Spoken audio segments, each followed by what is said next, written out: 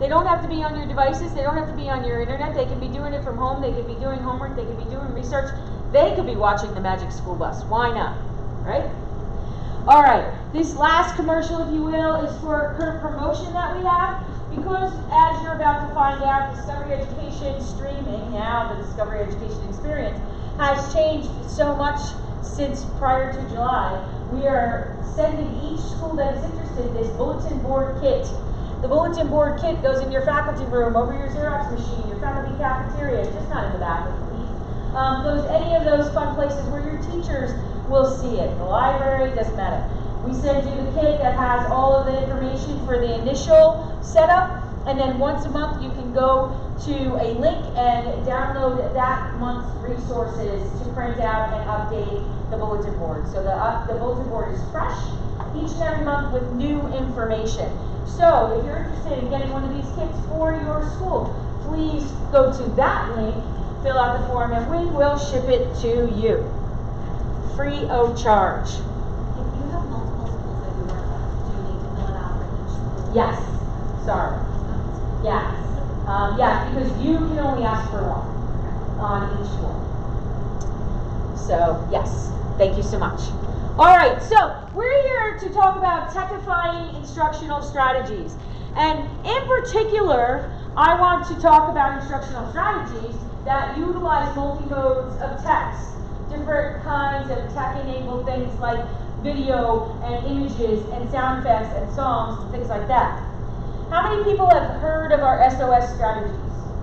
Only one or two. Okay, so first of all, before I get started, is there anybody in the room who knows unequivocally they do not have access to Discovery Education? Okay, because if you did, I would give you a temporary login, but everybody else is good. Oh, you don't have access? All right, I'll give you a temporary login. If you're having problems getting into your account, if you're not sure how, and also on my little soapbox about student usage will also be a little shorter soapbox about school districts in Pennsylvania that are still doing the whole everybody logs in with the same username and password kind of thing. You don't pay per head, so that's not saving you any money. But what it is doing is limiting your ability to customize, personalize, and create your own experiences. So, just like we can fix the student problem with that link that I shared with you before, we can also fix that all the teachers should have their own usernames and passwords. Alright? So we're going to talk about our SOS strategies, which are over 120 impactful instructional strategies for using multi-modes of text in the classroom. And by multi-modes of text, I mean information that's imparted on students in ways in addition to the written word. Okay?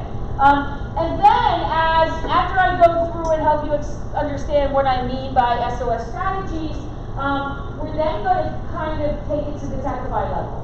And our community, which has thousands and thousands and thousands of teachers in it, have shared over the years their favorite ways of taking our SOS strategies, our resources, and then mashing it together with an app like Flipgrid or Wordle or whatever. So after we talk a little bit about what do I mean by an SOS strategy, and I give you a couple of examples, then we'll start looking at ways that folks have taken these SOS strategies and upped it a notch using some other additional tech-related apps and programs. Sound good? Yes, Patty, we're so happy to be here. Awesome. Okay, it is after lunch, so if you get sleepy, make sure you get up and pump your blood. The second largest muscle in your body that pumps blood to your brain is in your calf. So if you're sitting after lunch, you're restricting that blood flow to your brain. Just saying. Not me, I'm never restricting my blood flow. Alright, so if you haven't seen it, if you haven't logged in since July, this is the new Discovery Education experience. It's pretty, isn't it? And one of the things that you may not be aware of is that we did 2 years of research where we asked our users, what are your favorite things about Discovery and what are your pain points? And one of the pain points was it's a little bit hard to navigate. It's a little bit hard to find things. So we simplified that landing page to make it easier to find things. That's one of the updates that we did. So I wanted to make sure that folks understood, if you hadn't heard why this change happened, that you now know why this change happened. Sorry, Maroon 5, we're going here. All right. So as I'm kind of tooling around, if you have any questions in particular about the new landing page and what it looks like and how it works, please feel free. I can go there. I do want to talk super quickly about an important functionality for your searching, and then we'll dig into the instructional strategies. So let's say you come in here and you want to find information on sharks. Okay. So you put in shark in your keyword search, since nobody had anything else to say. All right. And one of the things that you may not be aware of is we now have something called channels. So this is a new filter up here on the top, a channel. Channels address another one of the top most important pain points that we heard from our partners. And that was, when I do a search, I get like 200,000 results. And how do I know what's the best stuff and where, can it all be condensed somewhere? So we created channels. There are over 500 different channels along the lines of lots and lots of different kinds of content collections, if you will. And when you go into a channel and look around at the resources in the channel, what you're going to find is that A, you can toggle between grade bands, so stuff that's appropriate in K5, 6, 8, 9, 12. And then you're going to have these horizontal rows of content, which will take you, just like before, to a video page or a video segment or an image or a song or an activity. So a channel is a collection of the most popular resources along a theme. That's the best way to put it. The nice thing about it, for those of you who are geeky techie like me, is that instead of it just being a written page of a collection, channels are open-ended. So if we get more Shark Week stuff tomorrow, it would get pushed into the channel. So the channels are always updated with new stuff, and you'll find things changing in your channels all the time. So let's say sharks is like the most important thing you're ever going to teach. You want access to this shark channel all the time. All you have to do is come in here, and do you see this plus sign in the upper right hand corner? Go ahead and subscribe to that channel. And what that does then is push that channel to your My DE section. You'll notice that your My DE section looks different than my DE section because I have access to lots of different things. And this was the number 3 pain point, was people wanted things that could be personalized to their needs and not the needs of others. So that My DE section is all about you. And it's all about what you want and where you want it. All right? And that's the last I'm going to tell you about that. We're going to dive into the strategies now, talk about the tech tools and that kind of fun stuff. But I wanted to make sure you saw that. All right. So what do I mean when I talk about SOS strategies? See this little lifesaver thingy right here? I'm going to open that up. So these are our instructional strategies.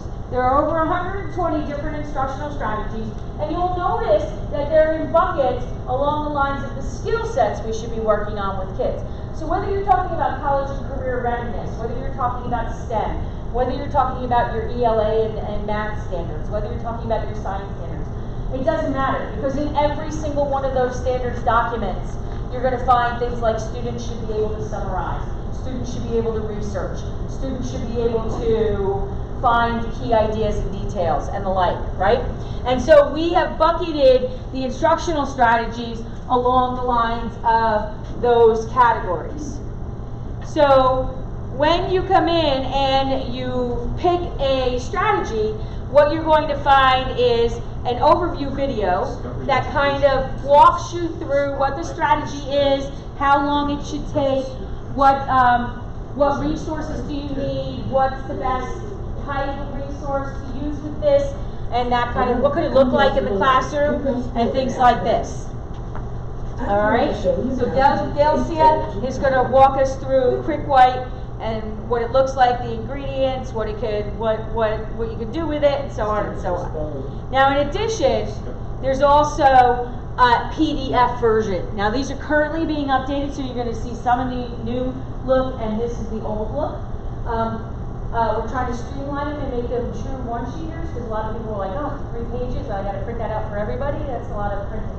So, we're making them true one-sheeters, and you have this PDF version for every strategy that you can print out and share, and I've got some up here that we're gonna look at in a little bit. So if you're on here, you choose a category, you go and pick a strategy. So let's say we go to 4 corners, you pick your strategy, you go in, you've got your overview video, like I just showed you. Hopefully we didn't get kicked out, there we go. So there's your overview video, and your PDF version is under classroom materials. All right, that's where you find it. See? Simple, yeah? All right, so let's talk about what do we mean by these strategies. What are some examples?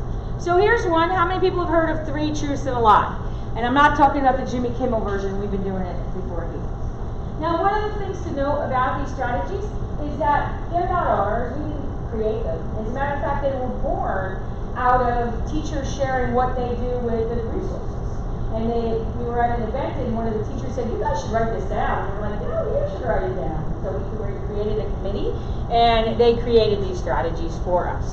So in this particular case, if you've not seen 3 truths and 1 lie, what you do is you take a piece of information. In this case, I have a video, but it could be anything. It could be a reading passage. It could be an encyclopedia article. It could be an image. It could be a graph, a chart, a diagram. And then you find 4 facts, and you present them to your students. Now, I'm actually showing you 2 strategies in one here, because not only did I find the 4 facts, but I put them on a PowerPoint slide with the downloaded video embedded, so I don't need any of the same order as they are in the video, and they're worded exactly the same word for word when the information is presented in the video.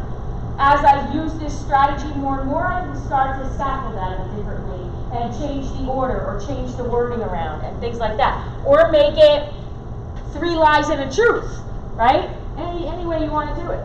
So in this particular case, you play the video.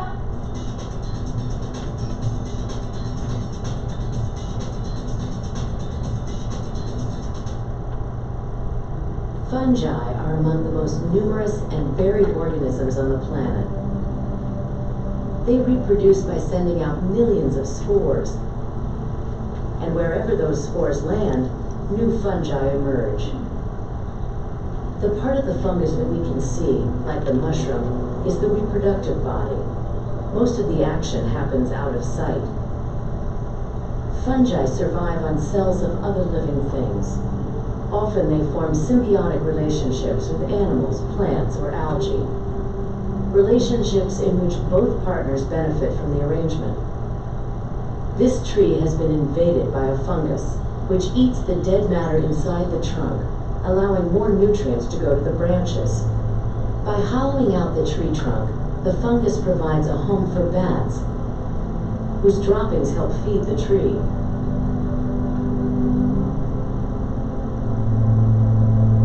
Fungi also... So if you think number 1 is the lie, put up a 1. If you think number 2 is the lie, put up a 2. If you think number 3 is the lie, put up a 3. If you think number 4 is the lie, put up a 4. If you're not playing, put up a 5. I see a couple of 2s, and I see a lot of people who didn't even say I'm not playing. I get it, okay, got it, all right. So yeah, it is 2, right? And so now I might say to the students, well, how is that a lie? What's wrong with that information? Rephrase it in your notebooks, right, to make it true. Now, I don't think I have a tech adaptation of this, but certainly you could use things like Padlet, right? You could use things like Answer Garden, or even Kahoot to kind of mix these up a little and have them respond electronically, if you will. So those are some options for that. All right, so there's another story. This is an image strategy. You have 25,000 safe vetted images in your Discovery Education accounts. Safe vetted, not Google images, right? So let's pretend you may or may not, but let's pretend you do not know who this is. You're just a student, and I say to you, what's going on here in this picture?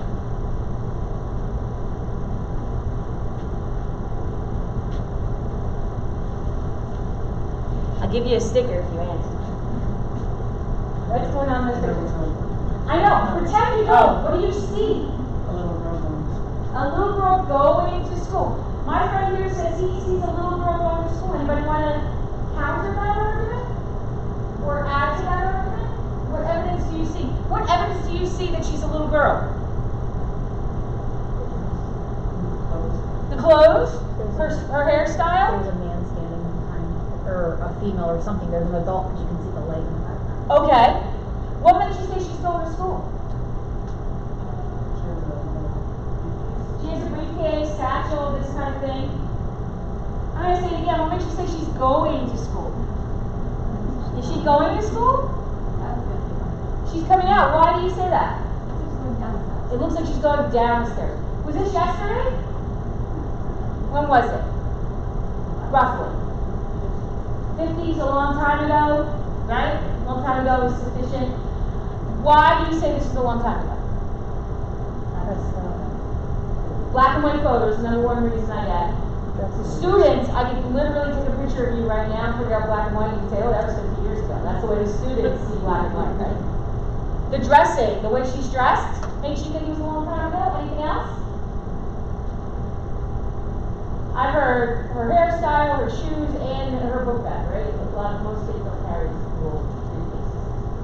Okay, so we think it's a long time ago. We're pretty sure it's a little girl. We think she's going to school. Could she be going someplace else? Or coming from someplace else?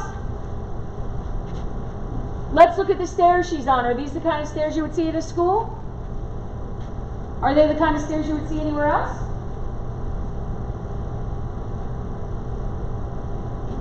Maybe church, maybe some kind of government building, maybe a library, right? Those kinds of things. So we have some options, right? All right, well, let's get a little bit more information. To your point, there's somebody behind her, right? Who is that somebody? If I asked you to tell me what his job is, what would you say? He's some sort of law enforcement. Why do you say that? You see a badge, right? So could it be that he's walking with her? Or could it be that they just both happen to be going down the steps at the same time? Do we have enough information yet to know which one it is?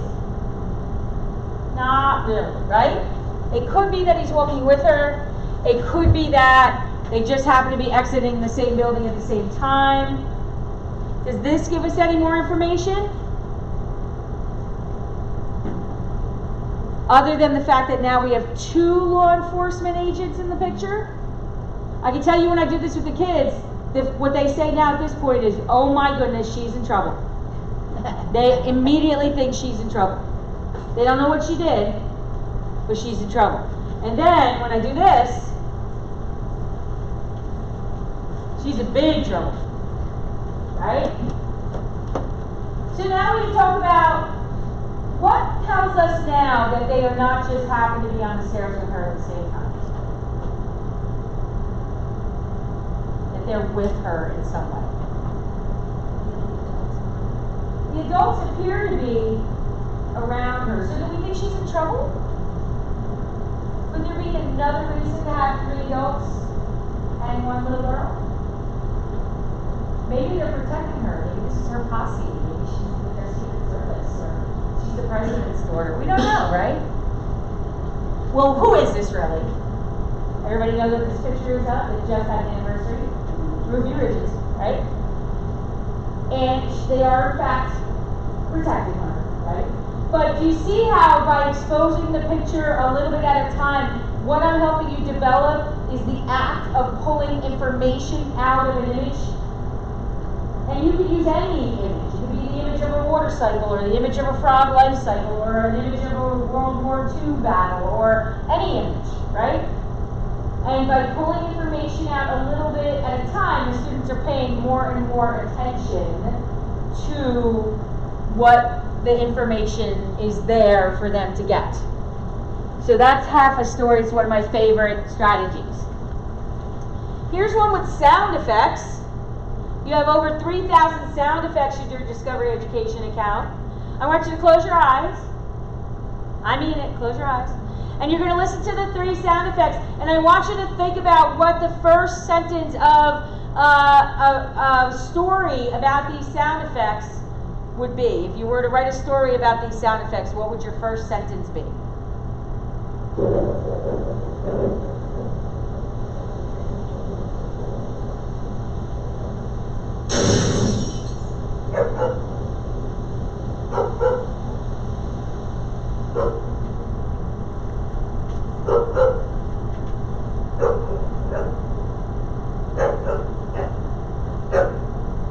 Right now, they're yelling at me. Shut up.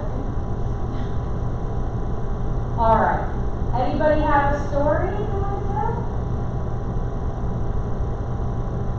Give you a sticker. I got notepads too.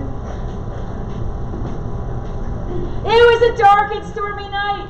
90% of the students start out with, it's a dark and stormy night. Who said that? What do you want? Notepad or sticker? All right, good job. It was a dark and stormy night, which is right. I mean, they made some connections between the sounds, and that's awesome. But it's not very creative when it comes to writing. It's a colloquial. And so now what I would do is I would say, how many people said dark and stormy night? Raise your hands, tell the truth. Right? And then I would say, we're going to do this again, and this time you're not allowed to use that phrase. Now you have to come up with something else. And again, the sound effects could be an exercise in creative writing, but it can also be an exercise in what do you recognize, like if you use sound from the Amazon rainforest versus sound from the jungle, can they tell you which habitat you're talking about? You know, those kinds of things. So there's lots of different ways to use this strategy called Did You Hear That? Here's one called AEIOU. It's one of our fan favorites. We're kind of contractually obligated to share this one every single time we talk about the SR. I'm kidding, but we all know it. So in AEIOU, we're asking for the students to summarize their information that they're getting out of the text in just 5 words. A stands for an adjective. E stands for an emotion. I is something interesting. O stands for, oh, I didn't know that. Like you're surprised and shocked, that's an interesting fact. It's kind of like interesting, but it's a little bit more than that. And then U is, I have some questions, I have to do some further research. Alright, so I'm going to play a little video, and I want you to consider your A, E, I, O, and U's. The north of Japan is characterized by its vast wilderness. A distinct beauty with a landscape strikingly different from that of any other place in Japan. The north is perceived as remote and even strange, a faraway place outside the normal sphere of Japanese life.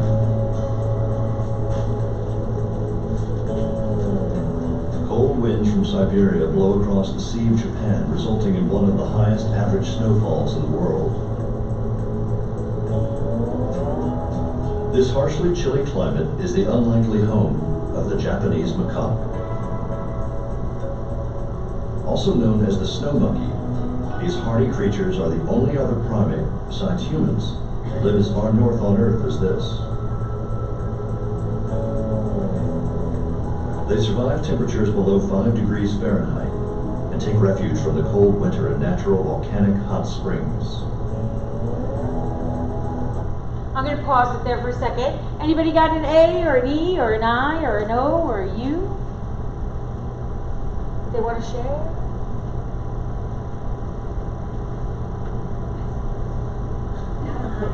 Sure. Highest average snowfall in the world. That's really interesting, right? And you don't think it, right? Because we live in Pennsylvania. We have the highest average snowfall.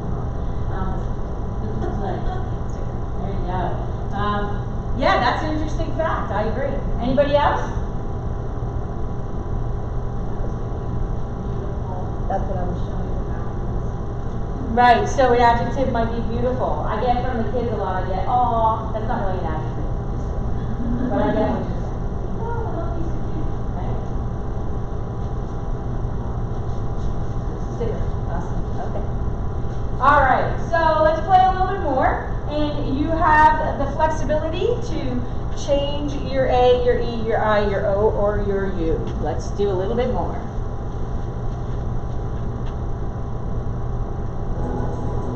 Macaques have an average lifespan of 30 years and are very sociable, living in troops of 20 to 100, and on average, females outnumber males by 3 to 1. They groom each other and share the job of raising their young. The females have a rigid hierarchy with infants inheriting their mother's rank. The snow monkeys are very clever, one of only 2 animal species known to wash their food. Every year, thousands of tourists delight in seeing them here. All right, anybody got any new A-E-I-O's or U's? Amazing, that's another good one. Awesome, who said that? All right, you want a sticker or a notepad? Notepad, awesome. Amazing, that's another adjective, yes. I said you were a pretty wide range of 20 to 100 in the tribe. Yeah. Kind of like, Huh. you know, what causes That sounds like something we might want to research a little bit more, right? What causes the fact of the different size tribes? Sure, absolutely. Would you like another, you got a sticker last time, right? You want to go back? Anybody else? That's, You want to know what? Why there's more females than males? Like 3 to 1. Did you watch The Lion King? Just asking. Right? That's the way it is in nature, mostly, right? Most of the time. And the reality is also, most of the time, the females in nature run the roost, right? They're in charge of most things, right? So, I don't know who said that. Both of you can come get a pad or a sticker. I know you both, you keep chiming in, and that's fine. So, I've got pads and stickers here. Come up and choose what you want. Right? Nobody wants to know what the other species is that washes their food? Because the kids ask all the time. It is us. Yes. It is us. Although recently I've been challenged because somebody pointed out that according to the Google, it says raccoon washer. So either the person who wrote this script didn't consider us a member of the animal species. We clearly were a member of the primates because he mentioned that earlier, but now we're no longer members of the animal species, or they had their facts just slightly wrong. I'm pretty sure raccoons do. They don't always wash their food, but they do wash it. All right. So again, the strategy here is for them to just focus on an A, an E, an I, an O, and a U. I've seen this scaffolded a couple different ways. I've seen people just focus on the adjectives one week and maybe another week or something like that. I've also seen where they have to kind of like they have to get every like 10 different A's and write them down as on the board. Everybody, let's see, how many people had an adjective? Oh, beautiful. Anybody have anything other than beautiful? And try to get to 10. And so that challenges the kids to kind of think of different words that they associate with the information, right? But in addition, I also kind of sneakily did another strategy without saying I was doing it. Anybody pick up on it? I paused. In Discovery Education, your video clips can be 30 seconds to 5 minutes-ish. The full-length videos can be up to over an hour, but the clips are what's important, those short bursts of information. But think about this, you heard less than a minute and a half of information. There were a lot of facts in that little minute and a half, right? And so you've got to pause and give them time to digest. And maybe even, dare I say it, replay it. Oh my goodness. Right? Because that's going to help them process the information. And then you can keep a running list by class, or you can have them keep their information in their notebook or whatever. But yeah, that's important. All right, here's another strategy. This can be, 6-word story can be used for anything. And when I say anything, I've seen this used for images and graphs and diagrams, reading passages, encyclopedia articles, videos, and then also just like, how you feeling today? Or summarize, what you want to do tomorrow or whatever. So looking at that image, what would your 6-word story be? And it doesn't have to be a sentence, it can just be 6 disjointed words, but sometimes sentences are more fun.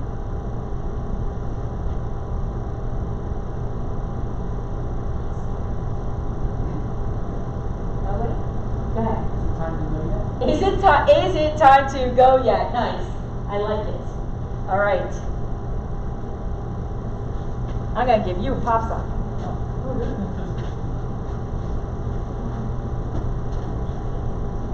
Anybody else? Yes. Two young boys work very hard. Awesome. I agree. Two young boys work very hard. I do this with kids all the time in this particular image. And one time I was doing with a group of 7th graders, crickets, crickets, crickets, and then one said, "Laws prevent me from doing this." And I was like, nice. I just formally have assessed that you understand what this picture means and you know about child labor laws, and I can move on and teach something else. School. Right? So there's lots of different ways to use 6-word strategy. 6-word story, it could be a summary strategy, it can be an activation strategy, it can be a formative assessment strategy, all kinds of ways of doing that. All right. So the first little adaptation that comes from our community I want to share is that you don't have to necessarily focus on these as being strategies for the teacher. Okay? This is from a Facebook post, my friend Peter Panico, and what he did was they learned about weather tools, and then he gave the students choices of 4 different strategies to demonstrate what they understood. So they could either do a make it concrete, a 6-word story, a 3 truths and a lie, or a poetry slam to demonstrate what they understood about weather tools. And then he built a bulletin board with all of their different types of summaries of that topic area. Important to note that we have just added last week, we only have 6 of these right now, but we're going to get more. We just added student-facing videos that if you want the students to do the strategy and you want to introduce it in a less, you're tired of hearing me way, or you want to leave it for them or build it into something, these are the student-facing strategy videos that you can play for them to let them know what the activity that you want them to do is. So, and they have fun music.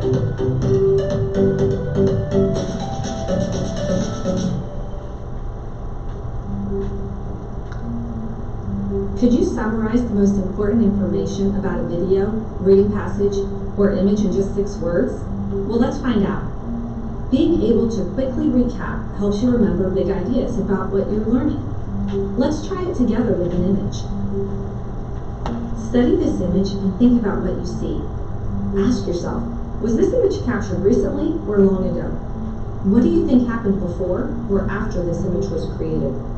What are the people or animals? So what we did was we basically took the teacher version, the PDF, the suggestions that we made for you as to what to say and how to introduce it, and created a version that you could just play to introduce it, right? There are currently 6 of those. We're working on more, but we started with the 6 most popular of the SOSs. So when you are in your instructional strategies section, if you scroll down to the very first horizontal row, it says SOS Learning Strategies Videos for Students, and you'll see we have one of these for AEIOU, 6-word story, tweet, did you hear that, tabletop texting, 25 things you didn't know. So those are the 6 that we have right now. All right, so let's talk about some other ways to kind of tweak these.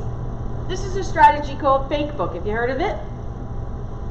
Fake Book's been around for a long time. People have been doing it for years. In fact, when I was a chemistry teacher, I used to do Fake Book profiles for the elements, where the students had to create a fake Facebook profile for the element, for an assigned element. And they had to, they got certain points for the friends list, right? So chlorine should be friends with sodium because, they want to hook up, that kind of thing. And for the posts and what the things said, chlorine might also say, being put to use in somebody's pool again, or something like that, right? And so these different ways, I remember, it was interesting, I was grading a bunch of these one day, and another chemistry teacher's looking over my shoulder, and he's like, "Why did that kid get an A?" And I said, "What do you mean, why did he get an A?" He's like, "Well, he left that one section all blank, you don't know what you're doing." And I'm like, why is that a problem? He's like, "Well, they left it blank." I said, "Look at the element." So the section that the kid left blank was friends list, and the element was argon. If you know your chemistry, you know that argon's a noble gas, and they don't have any friends, because noble gases don't connect with anything. The kid is actually being super smart. and I give you credit for it, because I'm going to say you knew what to do, right? But at any rate, Facebook is a really great strategy. Lots of different historical people or things or situations that could have a Facebook page. There are tons of Facebook templates online. If you just search for Facebook templates, you'll get a ton of different choices. And there are several websites. And again, if you get this presentation, you'll have links to all these in the presentation. But there are several websites that you can go on and create a fake Facebook profile. This one in particular, so this is the classtools.net, the same people who make the fruit machine name picker thing, if you know what I'm talking about. And this one I love because this one gives you some examples of what a fake Facebook page might look like for historical figures already done, so that you can share with the students and say this is what it could look like, right? So that's a really good one. And then they also have a tool also for creating your own. So that's fake book. And then we have a couple of other strategies like tweet and Instagram it, which essentially are opportunities, especially for the young kids. And tweet involves taking the information and writing 140 characters, which now, thanks to our president, is 280. But anyway, writing 140 character summary, and then what you do is you let them, they write it on Post-it notes and they tweet it by putting it on the wall, and then other kids can write responses with a tweet in 140 characters, and you keep this running strip of conversation going on the wall. And Instagramming is an image strategy where the students draw an image that summarizes their information, and then they kind of put it in this Instagram template so it looks like it's on Instagram. But there is a website that allows students to create fake social media posts, right? So there is a fake Snapchat generator, there's a fake Facebook generator, there's a fake WhatsApp chat generator, a Twitter generator, an iPhone chat generator, and an Instagram generator. And each one of those allows them to create a post that looks very much like it's on that social network, which is kind of fun, right? And pardon me? The name of this website is, hold on, zeoob.com. B as in boy. zeoob.com. Not sure why it's not loading, but I think it's just my internet. We'll come back to that. All right. Doing. Anybody do green screening? Yeah. Green screening is great fun. In fact, let's green screen somebody. Who wants to get in the mouth of a shark? Come on up. Come on up. Both of you. Yeah, no. All right, so Doing is an iPad app, and it's super easy to use. All right, this is my friend over here. He got in the shark before, right? And basically, you need a green screen, which you can get a green tablecloth or a green shower curtain and hang it on your wall. It works just as well, right? And then Dewey gives you 3 different lines. You can import a backdrop, which can be a still image. I'm going to just take this over here for a second. Which can be a still image, but it can also be a video, right? And then you can import this middle line. This tells you that we're going to use the camera, but it could be that you're going to also use another image on top of an image. And then you can also put an audio line. Super easy. I know kindergartners who use this app. Super easy. So we're going to green screen her into the shark. So go ahead and get right in front of my green screen there. All right. Give me a second to line it up because I moved the darn thing and that's not good. All right. Get down further. Yeah, scooch down a little bit. Oh, wait. I got to adjust. Do you need it? You need to come down just a smidge more and look scared. Hold on. All right. Discard this image. All right, try again. Ready? Let's hear it. Ah! All right. So I had to adjust it, but see how easy that was? I put her in the shark. Right? So you can take images from Discovery Education or a little video clip, and your kids can do green screening. And I've seen lots of great green screening projects. I'm going to show you in a little bit in our Discovery Educator Network where our folks talk to each other. There's a lot of folks who are doing miniature green screen with puppets, right, to tell a story. And the puppets could just be a piece of paper that you cut out and put on the end of a Starbucks straw because they're green, right? And to get a stage, you know what you use? A pizza box. Just get a pizza box and paint it green on the inside. It's super easy. And there's lots of really great ways to have the kids summarizing their understanding or telling a story, creating some sort of artifact. Like, think about the artifacts that we now have to collect as far as college and career readiness are concerned, right? Could the kids do a green screen? They could find an image of some place like a police station or a fire station or whatever, and they could write a little report about what they know about that career, and then they can green screen themselves wearing a helmet in front of the image and talk about what they learned about that career, right? Is that not something that we could do? Absolutely. So, awesome. You look scared.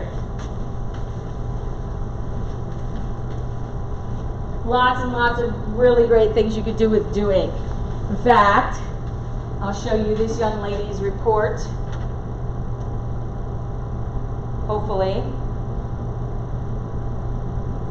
This is Isla. That's her name, Isla. Hopefully. So her teacher had them record it in Flipgrid. So she didn't use doing necessarily for, like, they did it, but then they uploaded to Flipgrid. Here we go. Manatee by Isla. Hello, my name is Isla, and Isla. I'm going to teach you a little bit about manatee appearance. A manatee weighs up to 1,300 pounds. They reach up 2 feet, 13 feet long. They often get hurt by boats. They have hair on the... Isla is presenting. Isla is learning the art of trying to look at the camera and the notes at the same time. Isla is learning the art of speaking slowly. Or she will, if she gets enough opportunities to do this, right? Isla is learning the art of gathering the information before you do your report. And all of these things at that young age, and this is how we start to develop these skills in the students, right? So, just a great example. Green screening, giving them an opportunity, instead of doing a poster every once in a while, have them do a green screen. This is some pictures of the puppet theaters I've seen our community do, right? So puppet pictures is actually one of our SOS strategies, and you can see that they cut out their little puppets and put them on green straws, and they've got their doing app right there in front of the little theater. And these guys actually are not using pizza boxes. It looks like they're using computer boxes, laptop boxes. So the next time your school gets Chromebooks or laptops or whatever, and there's 150 boxes in the hallway and all this, steal some and paint them green. Make them into picture theaters, right?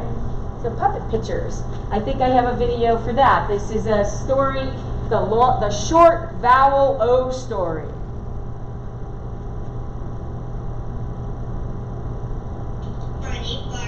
Bugs got out of a cage and scared the dog. The dog jumped away and jumped over a log. Oliver chased the dog in the pond where he found a frog. Oliver's clothes got soggy. Now that was a young example. Think about what the older kids could do with that, right? With that type of activity. But it's a very popular one with the teachers who teach the younger kids. All right, so we looked at 6-word story before. We saw that 6-word story was a really great way of getting students to summarize. And so if you happen to use Seesaw, how many people know Seesaw? So Seesaw is an online journaling aspect that is, in particular, if the kids are on tablets, they can also draw things with their fingers, right? Or with a stylus. So using Seesaw to capture the 6-word story. So in this particular case, the students watched a video about Shark Week, and then they had to write a 6-word story, and the teacher uses Seesaw to capture that 6-word story and have the students draw a picture that represents the story. So here's the 6 words. Sharks aren't scary behind the glass. And then they've got the little image that they drew. Kind of cute, right? All right. Not sure why I have that there, so we'll move on. Oh, I know why. Okay, so there is a category. One of the categories of the SOS strategies is summarizing. 6-word story falls under that. Other things like AEIOU falls under that. And one of the ones that we have in that category is sketchnoting. So sketchnoting is really super popular these days. It's a way for students to collect notes, but not necessarily just in words, also in doodles and pictures and things like that. I know a lot of adults who do this, right? I was presenting a session last week in Missouri, and I had an adult sitting right in the front, and she sketchnoted my whole session and then sent me a picture of it. It was really cool, right? But in this particular case, the teacher played for the students or provided for the students a Mythbusters Junior video, and then had the students sketchnote what they learned. So sketchnote specifically is an app that you can get on a tablet. It's called sketchnote, but there are other ways to capture, sketch. So sketchnote is both a noun and a verb. Does that make sense? All right, it's something you can do, and it is also an app that you can use to do it. Got it? All right, so having the students take notes in a different kind of way that captures their information, but allows them to be creative, and for some kids, allows them to process the information in a way they might not have if they were just expected to take notes, is a really great way of doing it. All right, Scrambled Please is one of our strategies that it can be done a couple of different ways, but typically what happens is this is a strategy that involves a reading passage or an encyclopedia article in which the teacher prints out and then either blacks out or cuts it up so that there are words missing, and then provides the students with the words to kind of slot into the right places. It's like a word bank, word missing word type thing, but you can also do it where an entire paragraph is cut up and they have to put it in the right order. So there's lots of different ways you can do it. And this teacher uses Nearpod. Does anybody know what Nearpod is? A few of you? So Nearpod has many functionalities. It's very diverse in the different things you can do as far as the activities with the students and presentation tools. It started out primarily as a presentation tool. And initially when they came out, the way they sold themselves was that the big selling part was that the teachers could see what the kids were doing on the computer, right? But they realized that wasn't enough to get people to buy it. So now they've added all kinds of ways that the students can do activities. They also have really cool virtual reality things in there. So it's a really nice platform. But the idea is, if you happen to have both Discovery Education and Nearpod, you can use the two together. And that's basically what we're saying here as far as all of these things are concerned. Whittle it down. This is another really great summarization strategy. So whittle it down. You may have called it something else along the way. Regardless of what you're teaching, right? You expose the students to some sort of information, whether it be a video or an image or a chart or diagram or reading passage, and they have to pick out what they think are their 5 most important words, right? And then they get together in a group, and everybody compares their words, and they have to now have 3 words that are the most important words because they see what everybody has in common. Then we take a collection of all of the words for the class, right? And then we write summary statements based on the most important words the class came up with. So that's the whittle it down process, and the whittle it down SOS activity has that template for that process attached to it. But we've had people in our community who have done a twist on this where all the students sent their words into Answer Garden and made a word cloud. Because with Answer Garden or Wordle, whichever, when you make a word cloud, the words that are most popular get bigger and bigger and bigger. And so this way you can find out what does the class think are the most important words. And now so instead of doing this templated graphic organizer, we can tech it up a little and use Answer Garden to collect the words and look at and analyze our word cloud.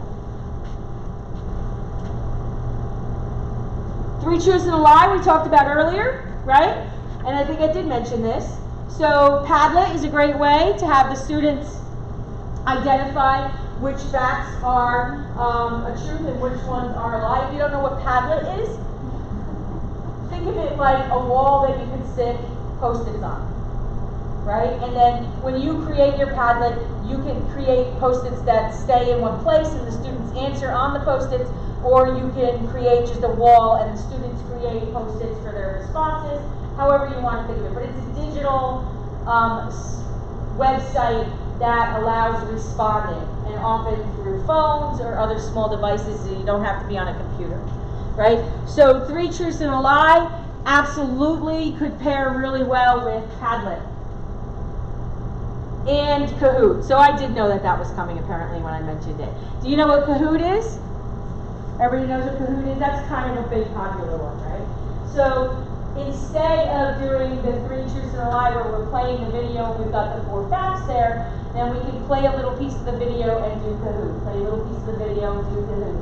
And 3 of those things could be true, and 1 of them could be the lie, and they're trying to identify the lie, right? You could do that for a whole, 2-minute video broken up into 30-second segments, or however you want to do it.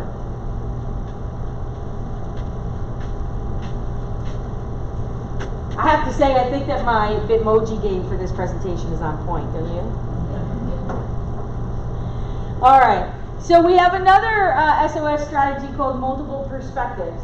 In multiple perspectives, students basically, they look at an image or they watch a video or whatever, but it's typically an image strategy in which you've got a lot going on, right?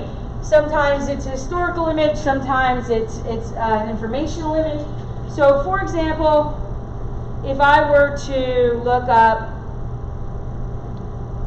Martin, I have to get my caps on, Martin Luther King Jr., and then I were to filter images, and first I would say, please, internet gods, please work, because it has nothing to do with 75 tabs, so stop saying that. Just saying. This room has had some problems with internet today. So at any rate, if I were to find a picture of Martin Luther King Jr. Giving his I Had a Dream speech, and he's up on the stage and there's all these people in the crowd, instead of having the students, oh, it came up, nice. Instead of having the students focus on Martin Luther King, they could focus on somebody from the crowd, right? So if I were to use this image right here, you can see it's purple and I use it all the time, right? If I were to use this, then the multiple perspectives would have the students not telling me about what he's thinking right now, but more to the point what this guy right here is thinking right now. What's his day like? And I've done this with students, and the best one I ever got was a short story. A kid wrote this guy's story, and essentially he got up in the morning and went for a run on the mall and somehow got stuck and trapped in front of this stage and couldn't get out. And every time he tried to move, this guy would growl at him and say, can't get out. And this lady kept saying all day long she had to pee. And he was stuck there and stuck there and stuck there until the guy started talking. And he wasn't sure he knew who he was. The guy started talking. And then by the time he was so excited about what the guy had said, he looked like that. Is that not a really cool story? Right? I did have to question why he went out for a run wearing what appears to be a suit and a collared shirt, but it's okay. Right? So that's the idea of multiple perspectives. So you could techify that a little bit if you were to use an app such as Voki. Does anybody know what Voki is? So Voki is a website and app that lets students create cartoon avatars. Some of them can be like historical figures and actually look like historical figures, but they can also be like space aliens and dogs and cats. And then what they do is they record their own voice to narrate what that character is going to say. And if you happen to be in an environment where recording voice is difficult because it's loud, they can type the words in. And there it sounds a little bit like a robot, but it's still the avatar talking. So instead of just telling the story or writing it, the kids could actually say it. Tell it from the perspective of a talking avatar, which is kind of cool. Sorry, didn't want to do that. All right. So in Discovery Education, actually, you have access to one of these. So if I come here to our main page, now we have something called Science, Social Studies, and Math Textbook. And so in Social Studies Textbook, we have a lot of these interactives that are called multiple perspectives. But in your Discovery Education collection, you have one. And I want to show it to you because I think that this is a kind of almost like the inverse of what I've been talking about taking an activity and techifying it. You can do the reverse and you can untechify it, for lack of a better way of putting it. So I'm going to choose Social Studies here. Hopefully it'll come up. Yeah. Is it time already? Holy schmoly! Never mind. It's okay. We got to pick our winner. So give me a minute to get him a number. Let's go with Cheryl Snyder, are you here? Oh, Cheryl, you won lots of stuff. Woo-hoo! Well, hopefully that was a really quick, there was lots of things there. I shared a lot. We got carried away. I ran out of time. I got to get someplace else in 15 minutes, so I got to stop. But hopefully a couple of things. Please get your students in. Please talk to us about not everybody using the same username and password. Please consider the SOSs and check them out. And please think about ways that you can mash together the tools that you have. That's my message. And I hope you had a good time and learned some good stuff. Cheryl, go get your prize. What would you like? Power bank, earbuds, phone charger, flash drive, Discovery Education Google Glass. Flash drive. All right. There you go. All right. Thank you for letting me know that I was out of time. I was on a roll. We can email it to you. Maybe better.